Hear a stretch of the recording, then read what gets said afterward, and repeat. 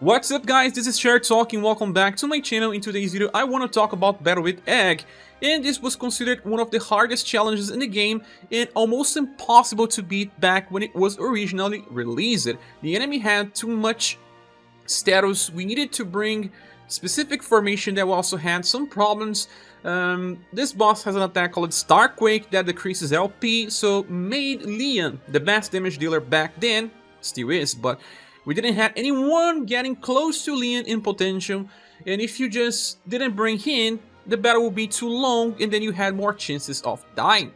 We didn't have enough status as well, and we had to bring like 2 or even 3 wheel buffers in order to not get inflicted with ailments. But the times have changed. We got higher status, we got new characters, especially now on the 3rd anniversary of the game, and now we can beat this fight on auto. I'll be showcasing my strategy, but this is not original. Many people have done this. I was waiting till I got my Rocbouquet in order to make this better. I was actually able to do on auto without her, but this is just much better. So let's talk about this fight, and I will show you how to do this on auto. That's right.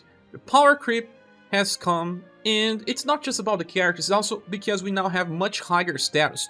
Back then, when you try to fight against Egg, it would say that you don't have enough CP. Well, the game was saying you should not try this fight yet, wait more. And if you have wait more, now you can do this.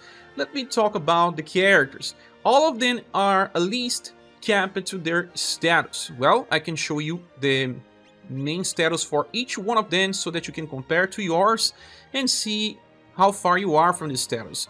They are all fully promoted and their hidden attributes are all on 16. Yeah, fully maxed. We got plenty of resources recently to do this. It's not a far cry. Okay, so back when the fight was released, you had to rely on Tiger's Den. Why? The damage was too high. Tiger's Den decreases damage by 50%. But multiple forms of Egg have higher or lower agility, and sometimes if you attack before your boss, you lose the formation bonus that decreases damage, and that was just terrible. This formation also buffs will by 25%, that will allow you to, well, have higher chances of resisting ailments, but you still needed to bring at least 2 wheel buffers in order to make it work.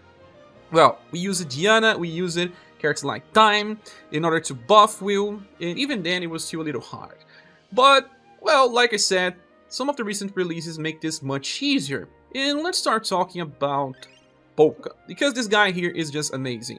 Well, the newest version of Polka has 1 damage reduction passive, and then he has 5 stacks of another defensive passive, and he barely takes damage. I'm not even using the Remembrance weapon, I'm just using Fusion Edge. This was made for Bertrand, but works for him as well, because he counters and can do plenty of damage actually. Chef Polka is good for auto because he can just leave all 3 skills on 9. You have to inherit Steel Blade Phoenix, so you still need Rag Robin, and he would just use this skill on auto. If something happens, he can also even revive on emergency situations with Hearty Stick. Then we have Rocbouquet. She's actually pretty good here. Well, she has a way to increase her defense by attacking with both Shadow and Lightning attacks. She'll be using this all the time. And then we have another passive called Intrinsic Staff that relies on resisting damage in order to decrease damage even further. Okay, so equipped her, I made a video about this with the Titan Suit, Proof of Word Tower, and also the Divine Boots in order to get lots of status resist. So she barely takes damage here. I think she's the second after Polka to resist the most. But there's yet another character that's super good that got released recently, and that one is Liz. Why? Liz can now keep using Aqua Bash on auto because she gets 4 EP per turn, and that will keep our will pretty high. She also has this Karatsu Water Wall. When she gets too much PP, she uses, decreasing damage by 50%, but this is not even required. Good thing, she can also inherit Droplet, another character that can revive in the fight if the situation needs. Well, she is not using the best equipment, as you can see, even her weapon is a double S weapon with the Bow Master Stone. Okay, and the next character is the latest version of Joe. It doesn't need to be her, it can be Global Axe for Empress with inheritance of her heal attack from Christmas Style. It can be the latest Katarina with her skill shield and heals as well. It can even be Goddess, because you have Guard Up and Morale Down that will still stack with attack down from Rocbouquet. And, well, this Joe is good because she can inherit Headbutt, and this debuffs intelligence, and we'll be debuffing with Rocbouquet, we'll also be debuffing with Joe, so, well, this will decrease the chance of being inflicted with ailments and decrease the damage overall, but she can keep Ice and Fire Giant to apply Moral Lethal Medium, decreasing damage by 25%. I have to say, Joe plus Rocbouquet combination is amazing, because Rocbouquet will be debuffing all status and also applying attack down, while Joe debuffs intelligence here and there and applies Moral Lethal, that stacks with attack down. So that was a pretty awesome strategy. And the last character is a damage dealer, so that the fight does not keep forever. You could just remove her and just wait till it ends, and even add more utility, but, well, I don't want to wait too much for the battle to end. There's just so many egg fights that I had to bring Silver. Well, Silver opens the fight with her Dragon Heart, losing 2 OP but getting a chase attack, so her damage is pretty good. And I'm using the Remember's Martial Arts weapon, you don't actually need this. And, well, she is just going to speed up the fight, and on full auto as well. But you could just bring some more support to just make the fight last longer. With that setup, it was pretty easy to run on auto, and I can do all the stages now.